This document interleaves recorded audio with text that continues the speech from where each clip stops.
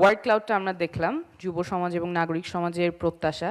সেখানে একটা বিষয় বারবার উঠে এসেছে এবং এখনও যে ওয়ার্ড ক্লাউড আমরা দেখলাম, এখানে যে অডিয়েন্স আছেন ওখানে গণতান্ত্রিক জবাবদিহিতা, অ্যাকাউন্টেবিলিটি, এটার কথা বারবার এসেছে। আমাদের যে বিদ্যমান ব্যবস্থা আছে সেখানে কিন্তু গণতান্ত্রিক জবাবদিহিতার কাঠামোটা খুব খুব দুর্বল। যেমন আমি যদি এই জায়গায় বলি যে আমাদের তো সরকারের 3টা অংশ থাকে, legislature, executive, judiciary. By definition legislature অর্থাৎ যারা আমাদের এমপি হন, আমাদের সংসদে যান, জনগণের ভোটে সংসদে যাচ্ছেন, কিন্তু তারা দলের বিরুদ্ধে ভোট দিলে আর এমপি থাকতে পারবেন না। অর্থাৎ জনগণের ভোটে তারা সংসদে যাচ্ছেন জনপ্রতিনিধি হওয়ার জন্য, কিন্তু জনপ্রতিনিধি হওয়ার উপায়টা তাদের জন্য সাংবিধানিকভাবেই বন্ধ করা আছে।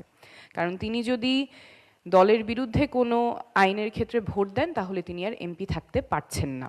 এটা গেল আমাদের লেজিসলেচার। এক্সিকিউটিভ ব্রাঞ্চটা আছে, নির্বাহী বিভাগ, সেখানে আমি শুধু ক্যাবিনেটের কথাই বলছি। ক্যাবিনেটকে কে জবাবদিহিতা করবে? সংবিধানে আছে ক্যাবিনেটকে জবাবদিহি করবে পার্লামেন্ট, কিন্তু পার্লামেন্টেরও আবার হাত পা বাঁধা, কারণ তারা দলের বিরুদ্ধে ভোট দিতে পারছেন না।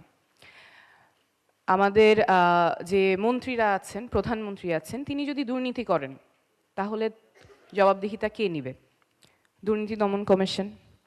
কিন্তু দুর্নীতি দমন কমিশনের যে কমিশনার, তাকে নিয়োগ দিবেন প্রেসিডেন্ট, এবং প্রেসিডেন্টের এই কাজটা করতে হবে প্রধানমন্ত্রীর সাথে পরামর্শ করে। তো তাহলে তো আমরা একটা জবাবদিহিতার ব্যবস্থায় থাকতে পারলাম না। যে যার জবাবদিহিতা নিবে সেই তাকে নিয়োগ করছে, তাহলে এখানে জবাবদিহিতার কাঠামোটা তো খুব দুর্বল থাকছে। মানবাধিকার যদি লঙ্ঘন করে যারা ক্ষমতায় আছেন, যারা এমপি আছেন, মন্ত্রী আছেন বা প্রধানমন্ত্রী আছেন, তারা যদি মানবাধিকার লঙ্ঘন করেন তখন সেক্ষেত্রে জবাবদিহিতাটা কে করবে, কোন প্রতিষ্ঠান করবে? মানবাধিকার কমিশন করতে পারে, কিন্তু মানবাধিকার কমিশনের ক্ষেত্রেও যারা মানবাধিকার কমিশনের কমিটিতে থাকবেন, সেখানে যারা থাকবেন তাদের যে বাছাই কমিটিতে আছেন আইনমন্ত্রী, স্বরাষ্ট্রমন্ত্রী।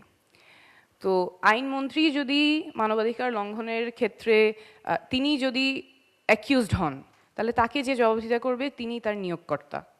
এখানে কয়েকজন আছেন, যেমন আইন কমিশনের চেয়ারম্যান, ক্যাবিনেট সেক্রেটারি আগেই ছিলেন, মন্ত্রিপরিষদ সচিব, জাতীয় সংসদের স্পিকার কর্তৃক মনোনীত 2জন সংসদ সদস্য, যার মধ্যে একজন সরকারি দলের, একজন বিরোধী দলের। অর্থাৎ এখানে আসলে নিরপেক্ষতা, যেটা এগেন অনেকবার এসেছে, নিরপেক্ষতাটা এনশোর করে এবং জবাবদিহিতা এনশোর করার কাঠামো বিদ্যমান ব্যবস্থায় খুবই দুর্বল, এবং এটাই আমরা বারবার হতে দেখেছি। যদি আমি মানবাধিকার কমিশনের ক্ষেত্রে বাছাই কমিটির মধ্যে তো নিউট্রালিটি এনশোর করার ব্যবস্থাটা নাই, কারণ আইনমন্ত্রী থাকবেন, স্বরাষ্ট্রমন্ত্রী থাকবেন, জাতীয় সংসদের স্পিকার থাকবেন। স্পিকার 2জনকে মনোনীত করবেন, যার মধ্যে একজন সরকারি দলের, একজন বিরোধী দলের, আইন কমিশনের চেয়ারম্যান এবং মন্ত্রিপরিষদ সচিব। এইটা হচ্ছে বাছাই কমিটি থেকে তারপরে রাষ্ট্রপতি নিয়োগ করবেন। রাষ্ট্রপতি অবশ্যই কাজ করতে পারে না প্রধানমন্ত্রীর পরামর্শ ছাড়া, এক্সেপ্ট অনলি 2 থিংস।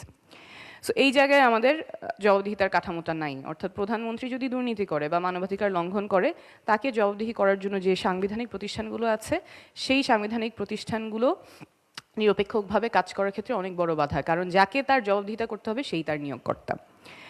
জুডিশিয়ারির ক্ষেত্রে Chief Justice will be appointed by President. President is appointed by members of Parliament. And again we know members of Parliament এর ক্ষেত্রে ইন্ডিপেন্ডেন্টলি অ্যাক্ট করার যে সীমাবদ্ধতাগুলো আছে। তো তাহলে যদি আমাদের এমন দল ক্ষমতায় থাকে বা এমন মন্ত্রী থাকে, এমন প্রধানমন্ত্রী থাকে যিনি দুর্নীতি করছেন, যিনি মানবাধিকার লঙ্ঘন করছেন, যিনি নাগরিকদের অধিকার কেড়ে নিচ্ছেন, তাকে সরানোর ব্যবস্থাটা কি? কারণ আমাদের জবাবদিহিতাকারী যে প্রতিষ্ঠানগুলো সেগুলো তো খুবই দুর্বলভাবে আছে, জবাবদিহিতা এনশোর করার মেকানিজমটা নাই। সরানোর উপায় তাহলে নির্বাচন, 5 বছর পর নির্বাচন করে, যে সরকার যদি মানুষের পক্ষে কাজ না করতে পারে, মানবাধিকার লঙ্ঘন করে, দুর্নীতি করে, তাহলে 5 বছর পর নির্বাচনের মাধ্যমে জনগণ তখন রায় দিবে যে এই দল আর ক্ষমতায় থাকতে পারবে না। কিন্তু আমরা ওই জায়গাটাও বারবার দেখেছি যে নির্বাচন ব্যবস্থা বারবার ট্যাম্পার করা হয়েছে, রিগ করা হয়েছে। সো তাহলে তো আসলে আমাদের যারা ক্ষমতায় আছেন তারা যদি জনগণের অধিকার কেড়ে নেয়, তাদেরকে সরানোর আর কোনো উপায় জনগণের হাতে থাকে না। তখন একমাত্র উপায় হচ্ছে রাস্তায় নামতে হবে, জীবন বাজি রেখে, জীবনের ঝুঁকি নিয়ে আন্দোলন করে, অভ্যুত্থান করে তখন একজন মানবাধিকার লঙ্ঘনকারী বা একজন যে প্রধানমন্ত্রী দুর্নীতি করছে তাকে সরাতে হবে। এটাই তো আমাদের বাস্তব বর্তমান কাঠামোর সীমাবদ্ধতা, এবং সেটাই আমরা হতে দেখেছি। যে তাছাড়া তো আর কোনো উপায় নাই আমাদের বর্তমান ব্যবস্থায়, তাছাড়া আর কোনো জবাবদিহিতার কাঠামোটা নাই, এবং এটা বারবার আমাদের নাগরিকদের কাছ থেকে, যুব সমাজের কাছ থেকে প্রত্যাশাটা আসছে। তো আমাদের এইটা নিয়ে I think we have to keep the conversation going, এবং সংস্কারের যে কথাগুলো আমরা বলে আসছি সেই জায়গায় we need to keep the dialogue ongoing as well. কারণ এই বিদ্যমান ব্যবস্থায় জবাবদিহিতা এনশোর করা খুবই ডিফিকাল্ট, কাঠামোটা খুবই দুর্বল। আমি যদি আমার জনপ্রতিনিধির জবাবদিহিতা নিশ্চিত না করতে পারি, যাদের হাতে পাওয়ার থাকবে অ্যাবিউজ করার এবং ইউজ করার, তার জবাবদিহিতা এনশোর না করতে পারলে how would be ensure that rights of people will be protected? আমার মনে হয় যে প্রত্যাশাগুলো আমরা এতক্ষণ শুনেছি এবং আপনারাও সারা বাংলাদেশ ঘুরে যেটা দেখে এসেছেন, that is very real. People want change, and people don't want to go back to the old ways of muscle and money politics. So whichever force will be able to embody that, people are looking for that, and that মানে অনেকগুলো সীমাবদ্ধতা অবশ্যই আছে বিদ্যমান ব্যবস্থায়, কিন্তু মানুষের আকাঙ্ক্ষা এবং বর্তমান ব্যবস্থা is not being able to deliver. There is a big gap, and whoever is able to close that gap will win the hearts of people.